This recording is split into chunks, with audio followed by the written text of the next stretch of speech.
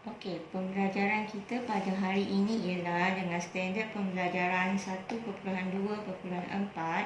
Okey, buku teks muka surat 11 menghuraikan hukum operasi aritmetik iaitu hukum identiti.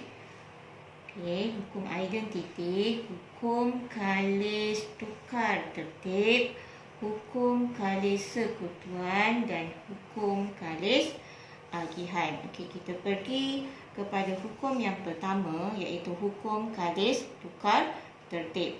Okey, di sini cikgu ada A tambah B. Okey, jika kita guna hukum kalis tukar tertib, maksudnya kita ubah kedudukan dia, okey, sama dengan B tambah A. Okey, sama juga dengan kalau operasi darab A darab B. Okey, dia sama dengan B darab A. Okey, contoh. Okey, jika 5 tambah 4, okey, kita guna hukum kalis tukar tertib, sama juga 4 tambah 5. Okey, untuk contoh yang pendaraban, okey, contoh 5 darab 4, dia akan sama nilai dengan 4 darab 5. Okey, ini hukum kalis tukar tertib. Maksudnya kita tukar kedudukan dia. Okey, untuk operasi tambah dan operasi darab. Okey. Okey, kita teruskan dengan hukum yang kedua iaitu hukum kalis sekutuan. Okey, ini adalah untuk penambahan dan juga pendaraban. Okey, kita lihat hukum kalis sekutuan. Okey, jika A tambah B, okey, dalam kurungan tambah C, okey, sama dengan A tambah B tambah C. Okey, kita lihat kat sini dia hanya tukar sahaja kurungan. Kalau kat sini kurungannya A tambah B, okey, tambah C, sama dengan A tambah B tambah C. Okey, B tambah C ni yang dalam kurungan. Okey, kemudian jika pendaraban A darab B darab C, okey, sama juga A darab B darab C. Okey, kita lihat contoh.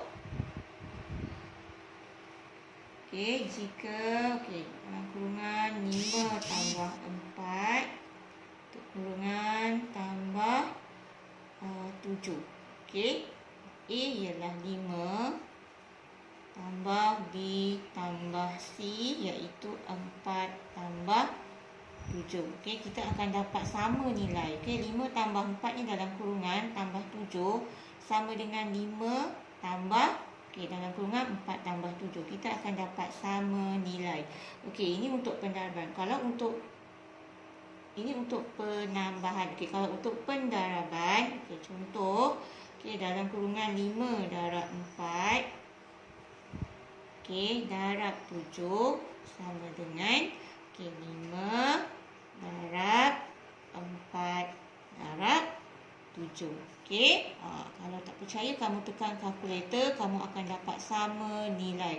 Cuma dia ubah kedudukan dalam kurungan. Okey, ini adalah untuk operasi penambahan dan pendaraban. Okey, sekarang kita pergi kepada hukum yang ketiga iaitu hukum kalis agihan. Okey, ini untuk operasi penambahan dan juga penolakan.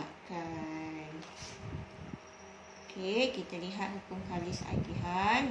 Ada A darab B tambah C, okey, akan sama dengan, okey, A darab B, okey, sama dengan A darab B, okey, tambah, okey, kenapa tambah? Sebab dalam kurungan ni tambah, okey, tambah A darab C. Okey, A darab C. Okey, kemudian jika penolakan A darab B tolak C sama dengan, kita darabkan masuk dalam juga. A darab B tolak. Kenapa tolak? Sebab dalam kurungan ni tolak. Tolak A darab C. Kita lihat contoh.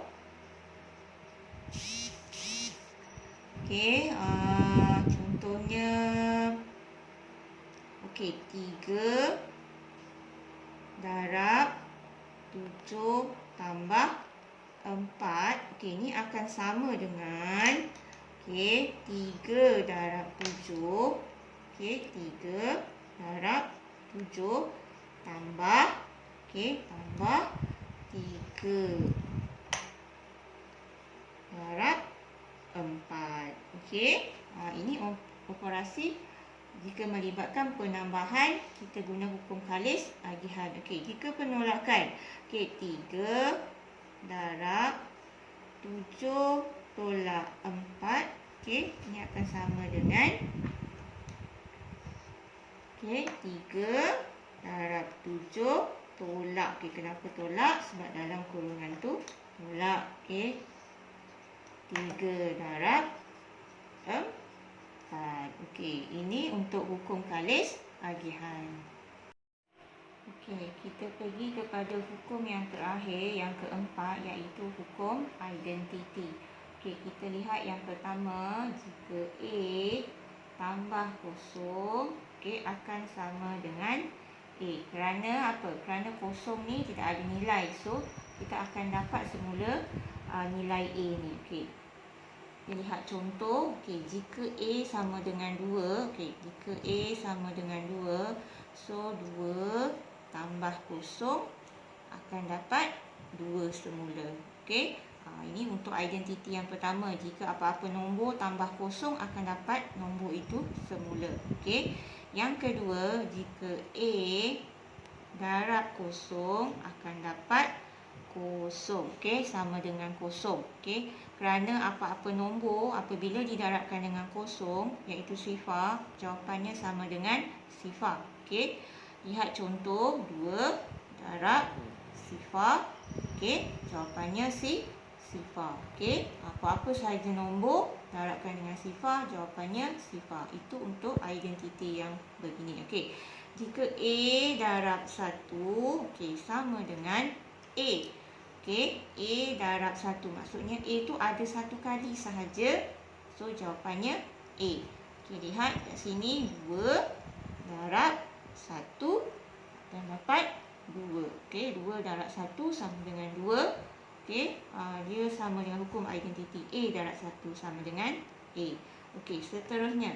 A tambah negatif A akan dapat sifar. Kita lihat contoh betul ke dapat sifar. Contohnya kat sini A masih lagi 2. Kita guna contoh 2 tambah negatif 2. Kalau awak tengok kat tengah-tengah ni, lain tanda, dia akan jadi tolak. So 2 tolak 2 sama dengan sifar. Ini untuk hukum identiti yang keempat. Yang terakhir, A darab 1 per A sama dengan 1. Kenapa dapat 1? Kerana kat sini awak boleh mansuhkan. A yang penyebut ni boleh mansuhkan dengan A di sini. Contoh, kita lihat 2 darab 1 per 2. Ini kita boleh mansuhkan. So, jawapannya 1 darab 1 sama dengan 1.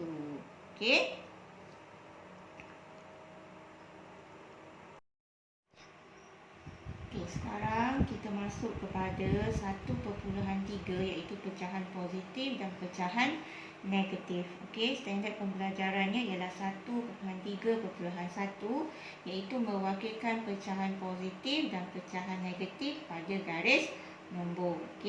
Sekarang semua lihat contoh 9 pada muka surat 15. Wakilkan pecahan yang berikut pada garis nombor. Seperti biasa, kamu kena ingat, ini adalah garis nombor.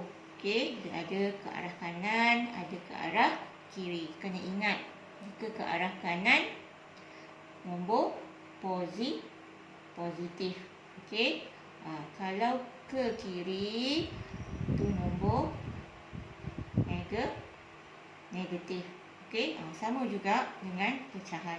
Okey, sekarang kita nak wakilkan pecahan yang diberi ni pada garis nombor. Okey, sekarang lihat ada 1/2, ada 1/4, ada negatif 3/4, ada negatif 1/2. Okey. Okey, sekarang kat sini ada nombor negatif, ini negatif. Okey, ini positif. Okey, yang dua ni negatif.